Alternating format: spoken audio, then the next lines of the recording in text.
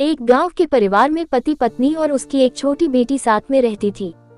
पति का नाम रामधनी, पत्नी का नाम निर्मला और छोटी बच्ची का नाम निधि था।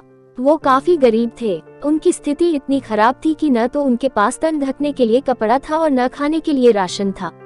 बस उनके पास एक झोपड़ी थी, वो भी बारिश के दिनों में उसके छत से पानी टपकता रहता था। अपनी स्थिति से परेशान होकर रामधनी शहर में कमाने के लिए सोचता है और अपनी पत्नी से बोलता है कि इस तरह से तो अपनी जिंदगी नहीं चलने वाली, अब हमको शहर जाकर पैसा कमाना पड़ेगा, तभी तुमको और अपने बेटी को अच्छी जिंदगी दे सकते हैं। उसकी पत्नी भी काफी दबे मन से बोलती है कि ठीक है, आप जाए, मैं अपना और अपनी बेटी का ख्याल अच्छे से रख लूंगी। धनी राम शहर के लिए निकल जाता है। वो शहर में जाकर बहुत पैसा कमाने लगता है और वो पैसा कमाने के कारण अपने घर कई वर्षों तक नहीं लौटता। वहाँ उसके गांव में उसकी बेटी बड़ी हो जाती है। उसकी माँ अकेले ही अपनी बेटी का पालन करती है।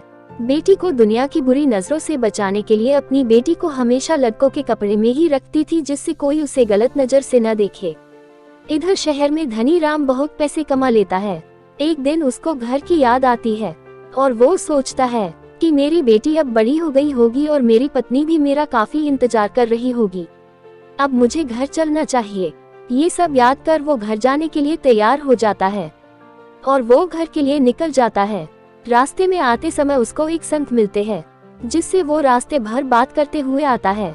जब वो अपने घर के करीब पहुंचने वाला होता है, तब वो संत से बोलता है कि गुरुजी, मेरा घर आने वाला है, अब आपसे विदा लेना पड़ेगा।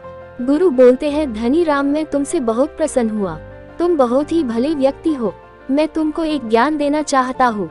ये सुनकर धनी राम बोलता है, अवश्य गुरुजी, मैं आपके दिए हुए ज्ञान का सदैव उपयोग करूंगा, कृपया कर आप मुझे ज्ञान देने की कृपा करें।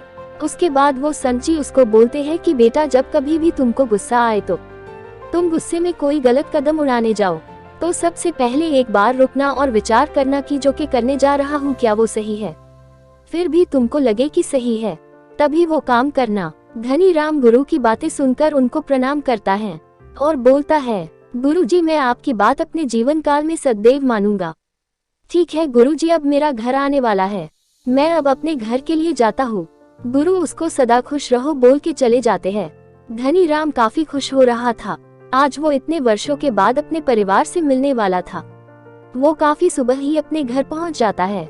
उस समय सब सो ही रहे थे। वो अपने घर पहुँचने के बाद अपने घर के अंदर जैसे घुसता है तो देखता है कि उसकी पत्नी के साथ कोई आदमी लेटा हुआ है। ये देखा कर इसके पैर के नीचे से जमीन हट जाती है और वो काफी गुस्से में आ जाता है और गुस्से में वो चाकू निकलकर उस आदमी पर हमला करने जाने लगा। तभी उसे गुरु का दिया हुआ ज्ञान याद आ जाता है और वो अपनी पत्नी को जागता है और बोलता है, ये तुम किसके साथ सो रही हो? पत्नी अचानक अपने पति को देखा कर काफी अचंभित हो जाती है और तुरंत बिस्तर से उठकर अपने पति का पैर छूती है। पति दोबारा पूछता है, कौन है ये आदमी? पत्नी बड़ी सरलता से बोलती है, आप पहले बैठिए, मैं सब आपको समझती हूँ। पति गुस्से में बोलता है, पहले बताओ ये कौन है? पत्नी बोलती है, ये कोई आदमी नहीं, आपकी बेटी निधि है। पति ये सुनकर बोलता है, निधि? मैं कुछ समझा नहीं। पत्नी बोलती है, हाँ स्वामी, ये आपकी बेटी है। जब आप चले गए तो मुझे इसको पलने में बहुत परेशानी हो रही थी। मैं इसको बाहर के लोगों से नहीं बचा सकती थी। मुझे अकेला समझकर कभी भी एक जवान बेटी को देखकर हमला कर सकता था, इसलिए मैं अपनी बेटी को लड़के की वेशभूषा में ही रखने लगी। रामधनी ये सब सुनकर भगवान से क्षमा मांगता है और मन में बोलता है, आज मेरे से बहुत बड़ी गलती होने वाली थी। मैं अपने ही बेटी की हत्या करने जा रहा था। वो अपनी अंतरात्मा में बहुत लज्जित होता है और रास्ते में मिले गुरु का धन्यवाद करता है।